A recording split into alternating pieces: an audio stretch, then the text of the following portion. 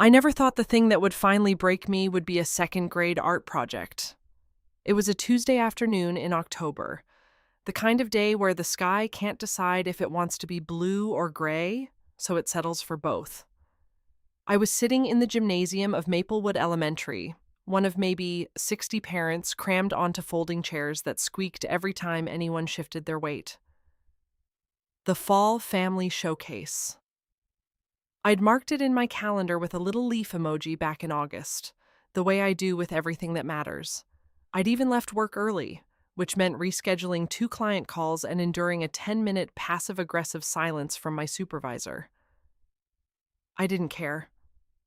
My daughter Emma was 7 years old and had spent 3 weeks painting a self-portrait, and I was going to be there to see it. The room smelled like construction paper and industrial floor cleaner, and the particular brand of nervous excitement that only exists inside elementary schools. Crayon drawings were taped to every flat surface, papier-mâché animals sat in rows on tables pushed against the wall. I was standing near Emma's work, a painting of our family, 4 of us, stick figures with exaggerated smiles and yellow sunshine overhead, when a woman's voice behind me said, "Yours too? She really nailed the hair." I turned around, already smiling the way you do at strangers at school events, that automatic warmth that comes from shared territory. She was maybe my age, early 30s, dark-haired, pretty, in an effortless way, wearing a navy coat I noticed because I'd almost bought the same one at Target. She was pointing at Emma's painting, and I opened my mouth to say something about how Emma had been so proud of the yellow sun she'd added at the last minute. And then I saw what she was pointing at. Not Emma's painting. The one right next to it. The family in that painting had 4 stick figures too. Same sunshine, same oversized smiles. And one of the figures, the tall one, unmistakably the father, right down to the brown hair and the little rectangle that was supposed to be a phone in his hand, looked exactly like my husband. I laughed, because that's what you do when something is impossible. You laugh and assume you're misreading it. I laughed and said, "Sorry, which one is your daughter's?" "This one," she said, smiling, tapping the frame of the painting next to Emma's. "Lily. She's in Mrs. Patterson's class. You?" "Emma," I said. "Same class?" Her name was Diane. We stood there for another 45 seconds, making small talk about Mrs. Patterson and the art project, and whether the cafeteria pizza was really as bad as the kids claimed. And the whole time I kept my eyes from drifting back to that painting. I kept my breathing even. I kept my smile in place. I was so composed that I almost convinced myself. Almost. But I'm a woman who has been married for 9 years. I know what my husband's profile looks like. I know the way he stands with one hand slightly turned out. I know the particular shade of brown the kids always pick when they try to draw his hair. I know the rectangle. He'd been on his phone their whole life, their whole drawing life. Of course, his kids would put a rectangle in his hand. His kids. I went to the bathroom and stood in a stall with the lock slid shut and my back pressed against the cold metal door, and I told myself very quietly, out loud, in my own voice, "No, stop it. Stop." I didn't stop. Let me go back to the beginning, because you need to understand what I thought I had before you can understand what it meant to lose it. My name is Claire Whitmore, née Aldridge.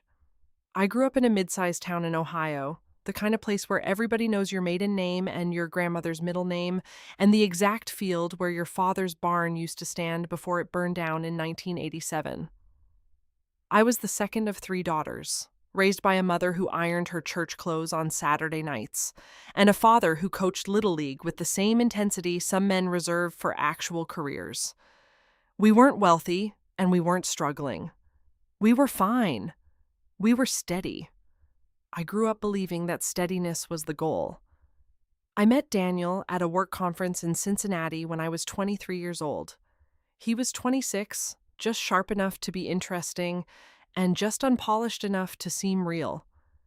He had this habit of running his hand through his hair when he was thinking hard about something, and at that conference, it was a 2-day event for mid-level marketing professionals that I'd been sent to by a company I'd worked at for 18 months. He ran his hand through his hair approximately 40 times over the course of a single afternoon panel discussion. I counted. I didn't mean to start counting. I just noticed once and then couldn't stop. We had dinner with a group that first night and broke off from the group by 9:30 and talked until the hotel bar closed at 2 in the morning. He told me about growing up in Western Pennsylvania, about his father who'd never finished a sentence he started, and his mother who finished everyone else's. He told me about a summer he'd spent in Portugal when he was 19 and how he'd been so homesick he'd actually cried on a beach, which he said with the particular self-deprecating ease of a man who isn't embarrassed by it at all. I told him about Ohio and the barn and my grandmother's middle name, which is Eugenia, and he said, "That's the best name I've ever heard." And I knew, in the uncomplicated way you sometimes just know things, that I was in serious trouble. We did long distance for 14 months. Columbus to Pittsburgh is just under 3 hours on the interstate, and we drove it so many times that we both knew exactly where the good rest stops were and which radio stations would bleed into each other near the state line. He proposed on a Tuesday, not a holiday, not an anniversary, just a random Tuesday in April, with a ring he'd picked out himself, which mattered to me more than the ring itself. We got married the following May in a small ceremony in the backyard of my parents' house, and my mother cried so hard she had to excuse herself twice, and my father shook Daniel's hand with both of his and said, "Take care of my girl," and Daniel looked him straight in the eye and said, "I will." We moved to a suburb outside Columbus. Daniel got a regional sales director position with a packaging company, which sounds boring but paid well and gave him flexibility. I built up a client base doing marketing consulting from home, which became more than half our income by the time our first child was born. Our son, Caleb, came 3 years into the marriage, blue-eyed and furious from the first moment, demanding and warm and full of opinions about everything. Emma arrived 22 months later, tiny and precise, born with what my mother called old eyes, the kind of baby who seemed to already know things. We had a good life. I want to be very specific about that because the story I'm telling you is about betrayal, and betrayal stories have a way of making you wonder if you missed something obvious, if there was some hollowness at the center that you were too naive to see. I've asked myself that question 1,000 times. The answer, after all the grief and the rage and the sleepless nights, is no. We had a real, warm, imperfect, genuine life. Daniel was present. He coached Caleb's soccer team on Saturdays. He knew Emma's stuffed animals by name and could recite their entire invented backstories on command. We argued about money and whose turn it was to call the plumber, and whether it was worth the drive to the good farmer's market. We had a life, which is the only way I can explain how completely I didn't see it. The packaging company where Daniel worked had a regional office in the same suburb where we lived, Harlow, Ohio, but he also covered a territory that included parts of western Pennsylvania and eastern Indiana. That meant travel. It had always meant travel. 1 week a month, sometimes 2, usually just 2 or 3 nights at a stretch, but occasionally longer. I'd grown so accustomed to it that I barely registered it anymore. It was just the rhythm of our life.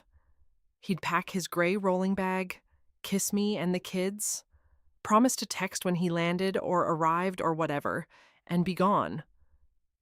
Then he'd come back, slightly distracted for the first day, then fully himself again. I didn't question it. I had no reason to. I'm telling you this so you understand that the clues, and there were clues eventually, didn't look like clues at the time. They looked like noise, like the ordinary static of a busy life. The first thing I noticed, though I didn't catalog it as notable until much later, was that Daniel started coming home from his trips slightly different somewhere around the 4th year of our marriage. Not different in a big way, Nothing you'd put your finger on, just quieter for longer. More likely to sit on the back porch after dinner instead of joining us for bath time. I told myself it was the job, which was stressful. I told myself it was getting older. We were both in our early 30s by then, both carrying more weight in different ways, and I just assumed the quiet was maturity settling in, the way a house settles, with small sounds you learn to stop noticing. He bought a second cell phone in year 5. He said it was for work, a company phone to keep personal and professional separate. His company didn't issue phones. He brought it up first, casually at dinner before I could ask. He said, "The company's been wanting us to use separate devices for client communication. It's an IT security thing. They're rolling it out across the whole region." He even showed me a company-branded case for it. I said, "Makes sense," and passed the salad.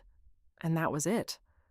I'm sitting here right now, years later, still amazed by my own acceptance. But that's what trust does to you. It makes the world make sense in ways that require the least effort. When you love someone and you've built something real with them, and you have no active reason for suspicion, your brain does not manufacture suspicion out of thin air. It just doesn't. That's not stupidity. That's what trust is supposed to do. It's supposed to make the noise go quiet. So let me get back to that gymnasium, to that Tuesday in October, to the painting. After I came out of the bathroom, I found Emma and held her hand and listened to her explain every element of her self-portrait with the gravity of an artist discussing her life's work. I oohed and awed in all the right places. I took 7 photos. I spoke to Mrs. Patterson for 3 minutes about Emma's progress with reading. I said goodbye to 2 other mothers I vaguely knew from pickup line. And when we got to the car and Emma was buckled in and chattering about whether she'd get to take the painting home or whether it had to stay for the rest of October, I said, "We'll find out, Bug," in my regular voice. Then I drove home, made dinner, helped with homework, did bath time, read 2 chapters of a book about a girl who discovers her dog can speak in rhymes, turned out the lights, said goodnight. And then I went to the kitchen and sat at the table in the dark, and I let myself think about what I'd seen. Daniel was in Indiana that week. 2 more nights. He'd texted me at 7:30 to say the client dinner had run long, but he was back at the hotel and he'd sent a photo of the sad minibar he was staring down, which was the kind of small domestic humor that had always made me feel like I knew him. I looked at that photo for a long time. Then I opened a new tab in my browser. I typed Maplewood Elementary School, Harlow, Ohio student directory. It didn't give me much. It never does. But it gave me the name of the school newsletter. And the school newsletter had a piece from September about the students in each class.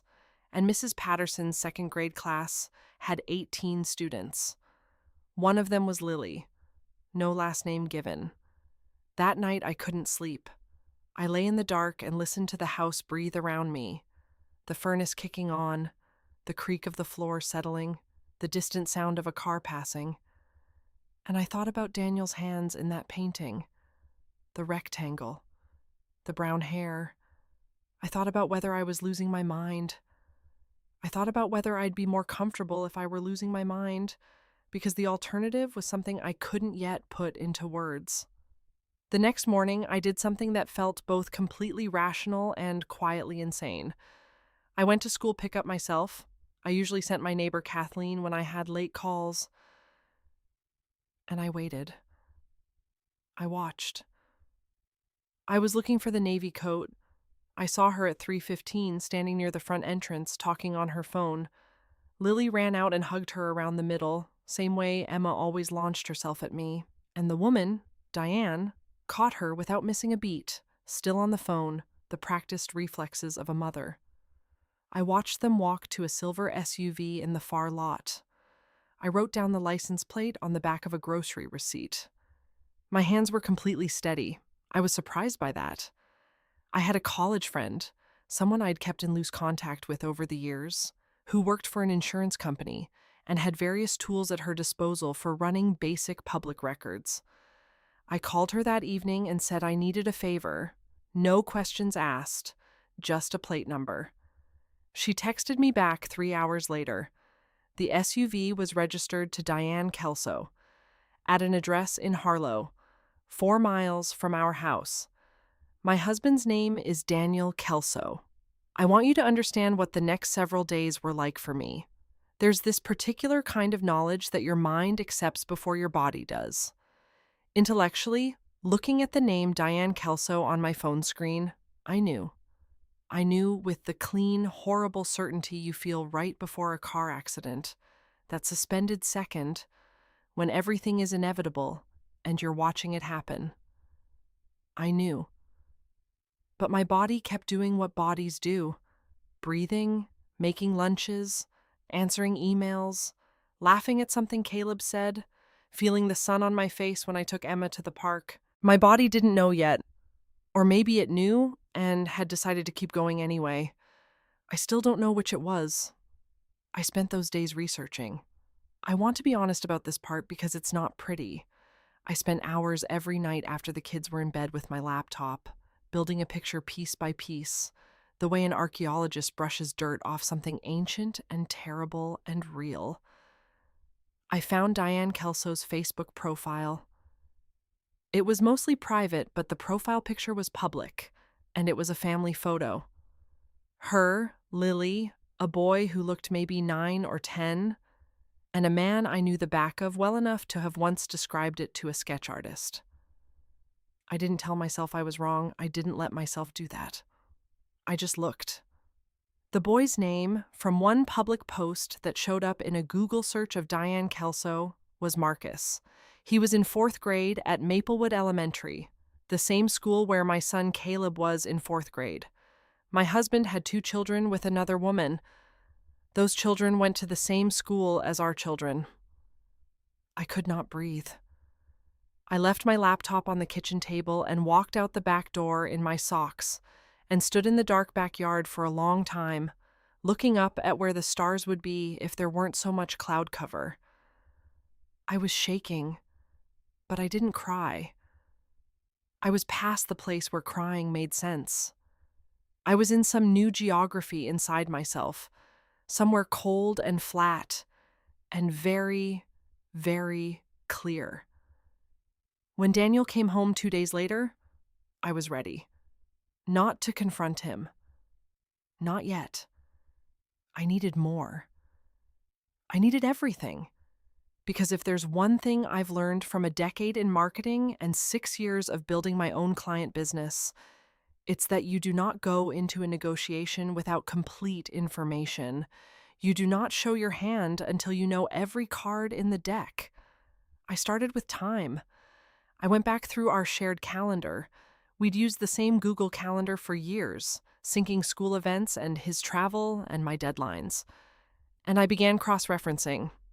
His client trips to Western Pennsylvania that lasted longer than 3 days. The times he'd worked late, preparing for Q4 presentations, and come home after 10. The 3-day weekend he'd supposedly spent at a sales training in Cleveland the previous March. I started a document. I called it Budget Projections because it was the least interesting title I could think of, and I put it in a folder inside another folder on my hard drive. I dated every discrepancy I found. I noted the times he'd used the second phone, the work phone, in ways I'd peripherally noticed, walking out of the room, turning slightly away, the slight change in his voice that I'd attributed to work stress. I didn't confront him. I smiled across the dinner table. I listened to him tell the kids about his trip. I let him put his arm around me on the couch while we watched television. I sat inside the person I'd been for 9 years, and I watched him from the inside, and I thought, you have no idea what is coming. A week after the art show, I engineered a meeting. It wasn't hard. I showed up at the school book fair the following Tuesday. Diane had posted about it publicly on the school's Facebook page, one of those "Come Support Our Kids" posts. And I was there when she arrived. I let her see me first. I watched her face for the quarter second before she composed it. There was something there, something flickering. I didn't know yet what she knew, whether she knew about me at all. "Claire," right? She said, smiling. Diane, I said. Emma hasn't stopped talking about Lily since the art show. We walked the book fair together for 20 minutes. I let her talk. People reveal extraordinary amounts of themselves when they're comfortable, and I am very, very good at making people comfortable. It's the thing I do best. She mentioned her kids, her work. She was a dental hygienist, part-time, the neighborhood. She mentioned her partner, not husband, partner. He travels a lot for work, she said, with that particular tone that is simultaneously complaint and brag. I've basically raised these two on my own. A small laugh. But he's good to us. We can't complain. She didn't say his name. I didn't ask. But when she said, he's actually in Indianapolis this week, I felt the cold clarity settle further in. Daniel was in Indianapolis that week. I drove home from the book fair and sat in the car in my own driveway, and I thought very carefully about what I was going to do. I thought about the children. All four of them, my two, and the two I'd never known existed, who were somehow, obscenely, already woven into the fabric of my daily life. I thought about Caleb and Marcus, fourth graders, likely at least aware of each other in the hallways, possibly in the same gym class, possibly friends, for all I knew. I thought about Emma and Lily painting their families side by side in Mrs. Patterson's classroom, and how those two paintings hung next to each other on the wall with the same sunshine overhead. I thought about Daniel looking at those paintings if he ever came to school pickup. I thought about whether he ever came to school pickup here. I thought about how long 7 years was. Caleb was 9. Marcus looked 9 or 10 in the Facebook photo. They were born within a year of each other. Daniel had been sleeping with another woman during my pregnancy. Maybe before, maybe after, maybe always. I opened the car door, walked inside, and I called my sister. Her name is Patrice. She's the oldest, 6 years ahead of me, and she is the kind of woman who can receive any information without the slightest physical reaction and then immediately begin thinking about what to do next. I love her more than almost anyone alive. I told her everything in one long stream, sitting on the floor of my closet with the door shut and my back against the hanging row of Daniel's winter coats. When I finished, there was a silence, and then Patrice said, "Okay. Do not do anything yet. I mean nothing. Promise me." I promise. I'm going to call Kevin. Kevin was her husband, who was also a real estate attorney, which wouldn't normally be relevant except that he had a close friend who was a family law specialist in Columbus. You need to know exactly where you stand before you make any move. Do you understand? Yes. And Claire. Her voice changed, went softer, went to the place voices go when they're trying to carry something heavy for you. I'm so sorry. I'm so sorry. I pressed my back harder against Daniel's coats. They smelled like him. That good aftershave he'd worn since before I'd met him. Warm and faintly woody. The smell of him walking in the door after a trip. The smell of Saturday mornings. The smell of 9 years. I stayed very still and I breathed through my nose and I did not cry. Don't be sorry yet, I said. We have work to do. Here's the thing about deciding to be strategic rather than reactive. It is possibly the hardest thing I have ever done. I am not, by nature, a cold person. I feel things enormously and immediately. Always have. I am the person in our friend group who cries at commercials and remembers the anniversary of your dog's death and sends you a text just because a song came on that made her think of you. The woman I became for the 6 weeks between the book fair and what I came to think of as the day of reckoning. That woman was a performance. Every dinner, every bedtime, every couch evening with Daniel's arm around me.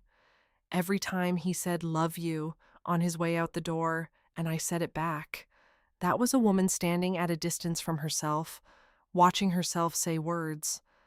I met with Kevin's attorney friend, a woman named Barbara Stein, 50-ish, silver-streaked hair, the composure of someone who had heard every version of every human story and found them all equally interesting. On a Thursday afternoon while the kids were at school, I told her everything. She asked me questions with a voice that carried no judgment whatsoever, and I answered them all. She explained Ohio marital law in terms I could understand. She explained what I was likely entitled to.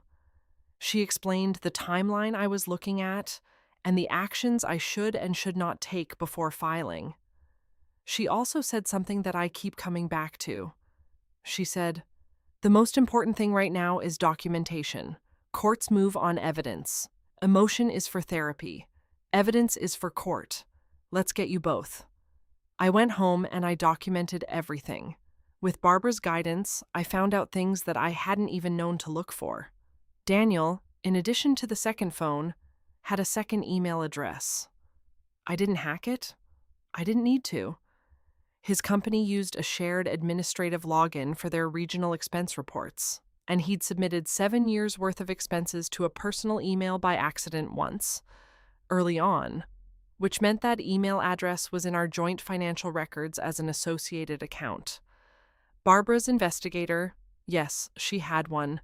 Yes, I paid for him. No, I don't regret a single dollar of it. Found activity associated with that address that painted a picture I am still, even now, stunned by. Daniel had been with Diane since before we got married. They'd met 3 years before our Cincinnati conference through mutual friends at a company event in Pittsburgh. She had Marcus when Daniel and I had been married for 2 years. She had Lily when I was pregnant with Emma. He had been, for the entirety of my adult life as his wife, also something else entirely to another woman and 2 children. He had paid for their house, not directly, not stupidly, but through a financial arrangement that the investigator unraveled like a thread. A series of loans routed through a cousin, the cousin making mortgage payments on a property in Harlow, Ohio, where Diane Kelso and her 2 children lived. Their house was 4 miles from ours. He had chosen that. He had put us in the same suburb, enrolled all 4 kids in the same school district, managed 2 complete parallel lives so close together that our daughters had painted matching sunshine over matching families in the same classroom. I couldn't decide if that was arrogance or something darker. Like he wanted the proximity. Like it fed something in him. The narrowness of the gap. The nearness of the secret. I knew the day I was going to do it. I'd chosen it carefully. It was a Saturday. Daniel was home for the weekend. No travel scheduled. Both kids accounted for and placed in advance. I'd arranged for Caleb to sleep over at his friend Tyler's house Friday night, and Emma was going to spend Saturday with my parents, who'd driven down from Ohio without knowing why, just told that I needed some time.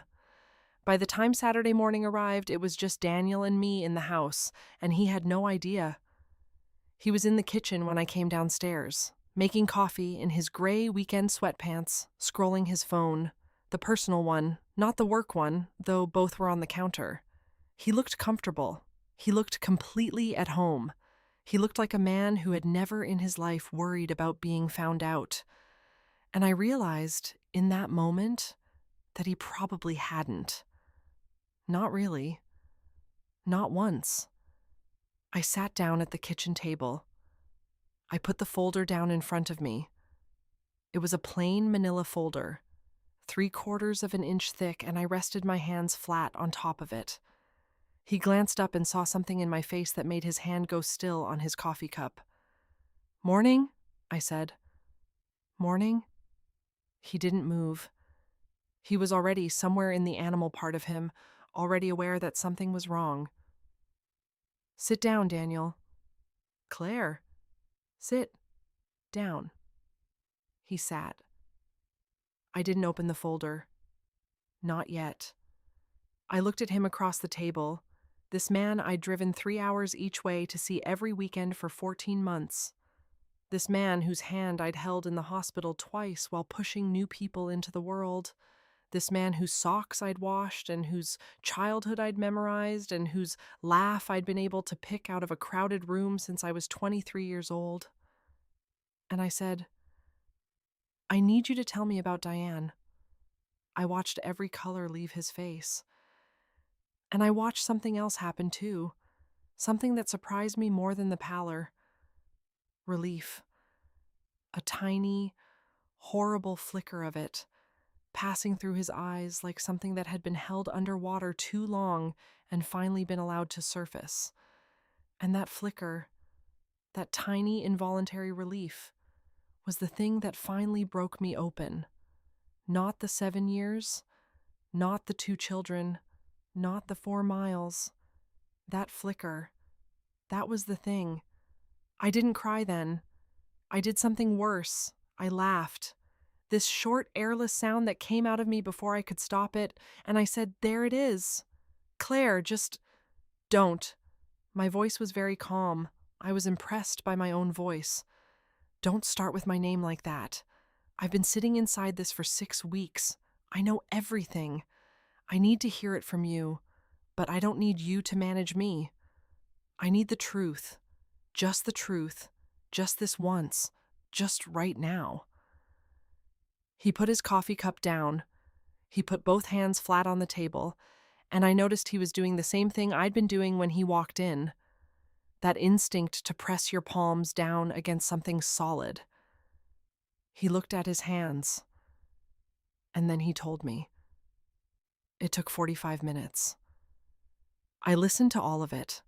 I let him go through the whole thing without interrupting, without asking questions, just watching his face. He talked about Diane and how it had started, the conference, the years of back and forth before he'd met me, the pregnancy that had happened. He swore, unexpectedly, the decision he'd made that he could see now was monstrous, but that at the time had felt, in his mind, like he was protecting everyone. He said that word. Protecting. I wrote it down on the notepad I'd put beside the folder. Just that one word. He said he loved me. He said he loved Diane. He said it with the helpless quality of someone who has, just now, in this moment, understood something true about himself that isn't good. He said he was sorry. He said it 6 times. I counted. The kids, I said. Caleb and Emma. He flinched. And Marcus and Lily. His face crumpled in a way I'd never seen his face crumple. Do they know each other? I asked. Caleb and Marcus, are they friends? He was quiet for a moment, and then he said, quietly, I don't think so. He stopped. I've kept everything separate. 4 miles apart, I said. 1 school. You kept everything separate. He didn't answer. I opened the folder. I put the first document in front of him. It was a copy of the property records showing his cousin's name on the deed to Diane's house and the financial trail that Barbara's investigator had traced back to our joint account. I watched him look at it. Then I put the next document, and the next, and the next. I walked him through every single thing I knew, slowly, methodically, in order, because I wanted him to understand that it was complete. There was nothing he could deny. There was nothing he could minimize or explain away or contextualize into something smaller. I wanted him to see the shape of the whole thing. When I finished, he was sitting very still, staring at the table, and I said, I met with an attorney 6 weeks ago. I've been advised on everything I'm entitled to. I want you to move out today. You can take what you need for right now. The rest we'll handle through lawyers. He looked up. Claire, my name keeps coming out of your mouth, I said, like it means something. But you've been saying my name for 9 years and doing this the entire time, so I'd like you to understand that your saying my name doesn't carry the weight it used to. He didn't try again after that. He packed a bag that afternoon while I sat in the living room and looked out the window at the yard where he'd built Caleb's first swing set, and the back fence where Emma's sunflower seeds had come up last spring for the first time, and the lawn he'd mowed last Saturday in neat parallel lines, and I thought, I built this.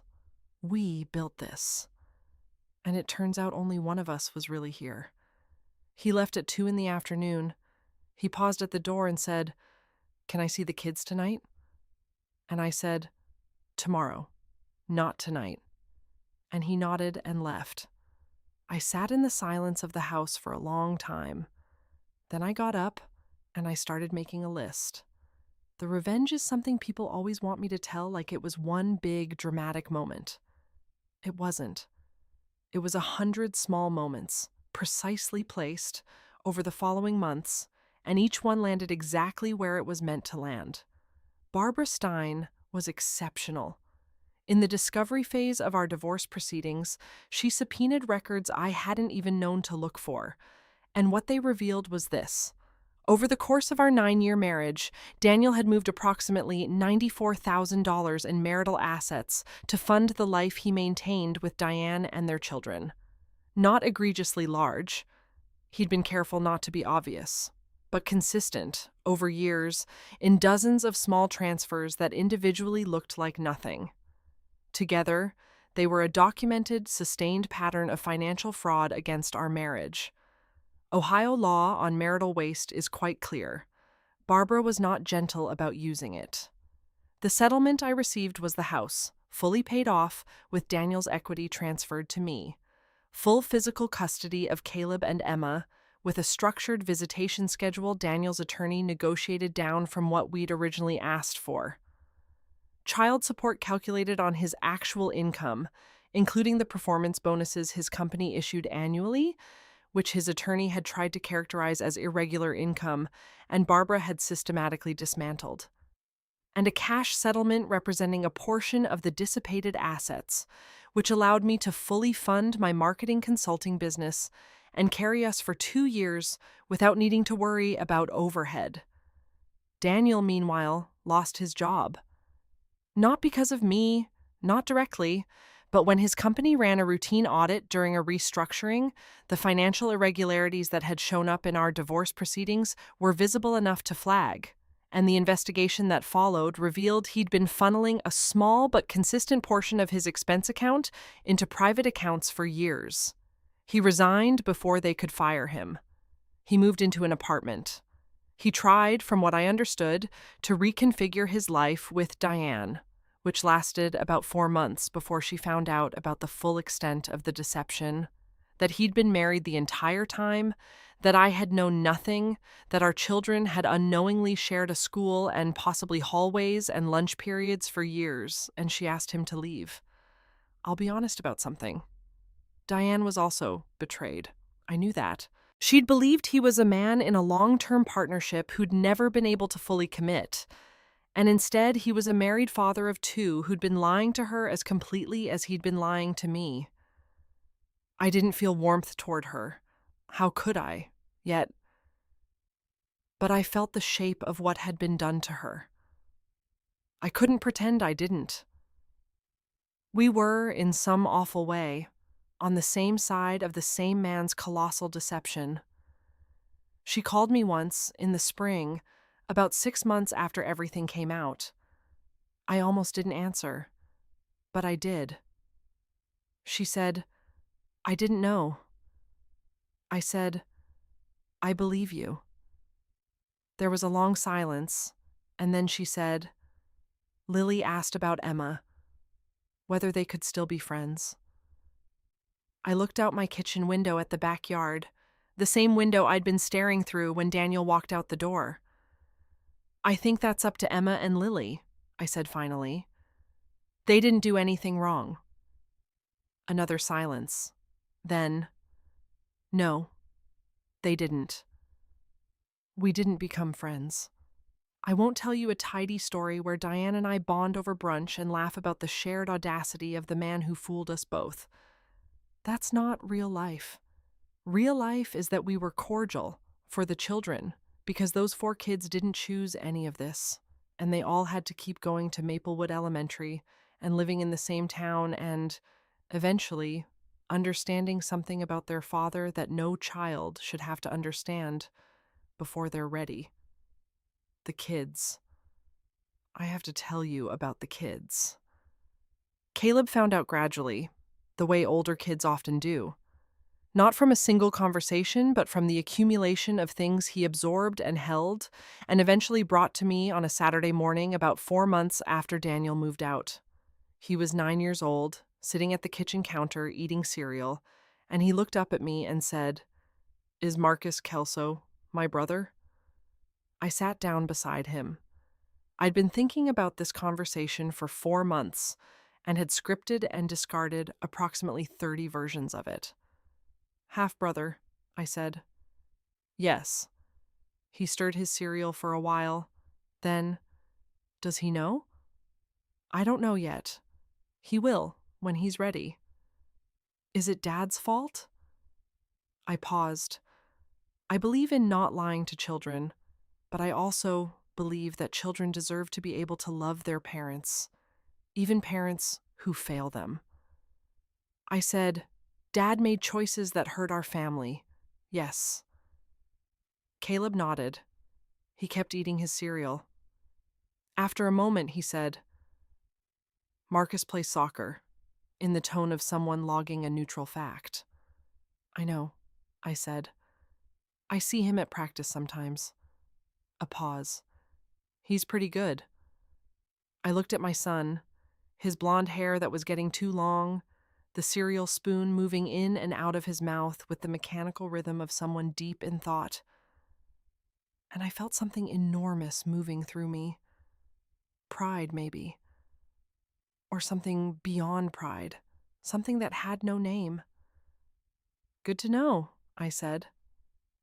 Emma was 7, and 7-year-olds process differently. She asked why Daddy didn't sleep at our house anymore, and I said Daddy and I needed to live in different places so we could both be better parents to her and Caleb, which is the age-appropriate truth. She thought about it for a minute and then said, "Like how Tyler's parents do it?" Referring to Caleb's friend, whose parents had divorced 2 years prior. I said, "Yes, something like that." She said, "Okay, but he still comes to my recitals?" I said, "Absolutely." She said, "Okay," and went back to her drawing, and I watched her for a long time, this small, precise person with old eyes who had been processing hard things since the day she was born. The day that mattered most to me, out of all the days in the aftermath, wasn't a legal victory or a financial settlement, or even watching Daniel hand over the keys to the house he'd stopped deserving. It was in March, 8 months after the confrontation, on a cold, bright afternoon when I went to pick up Emma from school and found her on the front steps, sitting next to Lily Kelso, both of them bent over a shared sketchbook, Emma apparently narrating something with great authority while Lily drew. They were so absorbed in it that they didn't see me at first. They were just two little girls who liked each other, sharing something in the clear, late winter light. I stood there for a moment before they noticed me. I thought about the art show. I thought about the two paintings side by side with the same sunshine overhead. I thought about my daughter and this other girl who shared a father neither of them fully understood yet, bent together over a sketchbook, creating something new. I'd like to say I handled the aftermath with perfect grace. I didn't. There were nights when the kids were asleep and the house was quiet, and I sat on the kitchen floor with a glass of wine and shook with something that wasn't quite grief and wasn't quite rage. Some third feeling that I still don't have a word for. There were days when driving past a car that looked like his made my whole chest lock up. There were moments in the first weeks when I'd catch myself reaching for my phone to text him something funny or mundane, muscle memory overriding the truth for a split second before the truth came back. There is no shortcut through grief. I want to be very honest about that. I did it. The whole messy, difficult thing. I saw a therapist, a woman named Dr. Renata Moss, who had an office downtown above a coffee shop, and I saw her every Tuesday for a year, and then every other Tuesday for another year. And I said things in that room that I've never said out loud anywhere else. I cried in that room in ways that surprised me, ugly and complete. The kind of crying that comes from somewhere very deep that you don't usually let people see. Dr. Moss would hand me the tissue box with the matter-of-fact grace of someone who has witnessed thousands of people come apart and knows that coming apart is not the problem. It's the only way through. I grew my business. This is the part I want to say slowly, because it matters. Before the divorce, I was doing well, comfortable, steady, but I'd always kept one foot in the domestic space, always calibrated my ambition to leave room for Daniel's schedule and Daniel's travel, and Daniel's career being the one with the rigid structure mine had to work around. After he left, I had no structure to work around but my own, and something in me unfurled. I hired my first employee 8 months post-divorce, a sharp young woman named Simone, who could do in 2 hours what used to take me 5. I brought on 4 new clients in a single quarter. I renegotiated my largest contract at a rate I'd been too cautious to ask for before. By the end of the second year, I was earning more than Daniel and I had earned together. I bought out the house fully. I repainted the kitchen a deep, warm green that Daniel had always said was too dark, and it is perfect. The legal aftermath continued to resolve in small ways for longer than you'd think. Daniel's employment situation was ruinous for him. The resignation had followed him, and the packaging industry is smaller than it looks. He eventually found work at a smaller company in a different city, and the child support comes in every month, never late, because Barbara Stein has made it very clear what happens if it's late. He has Caleb and Emma on alternating weekends and 2 weeks in the summer, and whatever I think of him personally, he shows up for those visits. He shows up for the recitals. He shows up. It is the minimum, but he does the minimum consistently, and the kids have a father who is present even if he is diminished. I ran into Barbara Stein at a restaurant downtown about 18 months after our case concluded.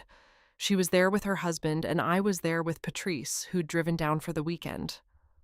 Barbara saw me and we greeted each other, and she said something that I've thought about many times since. She said, "You were one of the most organized clients I've ever had. I want you to know that. You came in with the whole thing documented. You already knew what you needed. Most people don't." I thought about those 6 weeks. The folder, the budget projections document inside a folder inside another folder, the license plate written on the back of a grocery receipt. I thought about sitting on the kitchen floor in my socks, pressing my back against Daniel's winter coats, calling my sister. I said, "I had help." "You did the work," she said. It's been almost 3 years now. I want to tell you what my life looks like, because I think that's the part that matters most, more than the settlement and the documentation and even the confrontation. I want to tell you what came after the after. My kitchen is deep green. My back porch has string lights that I put up last spring, the kind that look like small, warm stars. And I sit out there sometimes after the kids are in bed, and the nights here in Harlow in the spring are just unbelievably soft. Emma takes art lessons on Saturday mornings at a studio 3 blocks from our house, and her instructor says she has real instinct, real natural understanding of color. Caleb made the travel soccer team last fall and has become the kind of player other kids defer to on the field, not because he's the fastest, but because he sees the whole game at once and everyone knows it. He is, in this way, so much better than his father already. He sees the whole thing. He doesn't look away. I went on a date in November of the first year. It was too soon. I knew it the moment I sat down across from the man, and I said so politely and went home early and gave myself permission to not be ready.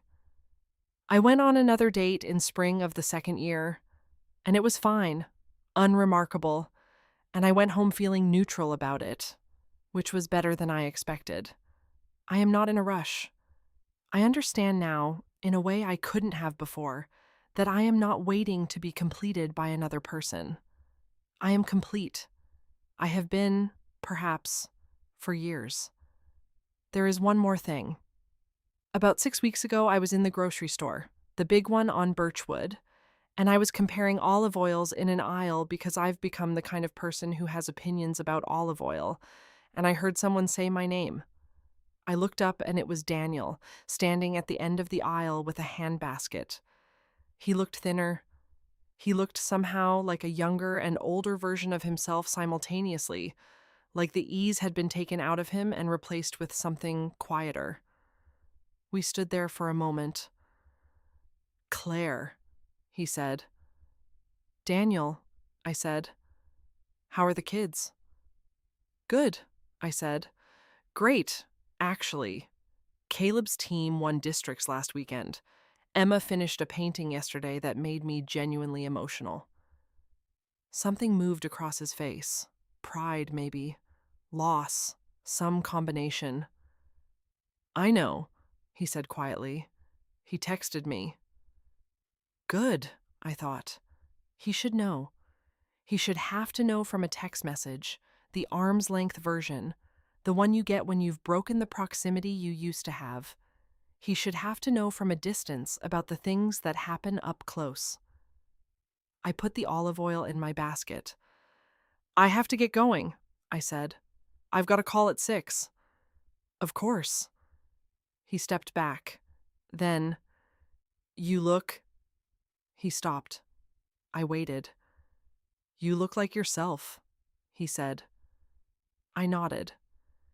And then I walked away down the aisle, and my footsteps were even and my hands were steady.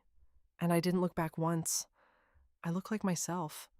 After 9 years of being someone's wife and someone's secret and someone's carefully managed world, after 6 weeks of sitting inside a knowledge too large for the body to hold, after confrontations and courtrooms and the long, unglamorous work of rebuilding, I look like myself. I think that might be the most satisfying revenge of all. Not the settlement, though the settlement was righteous. Not watching him resign in disgrace, though I won't pretend I didn't feel the cold satisfaction of that. Not even the confrontation itself, though there was something clean and necessary about placing that folder on the table and watching him see the full shape of what he'd done. It was this.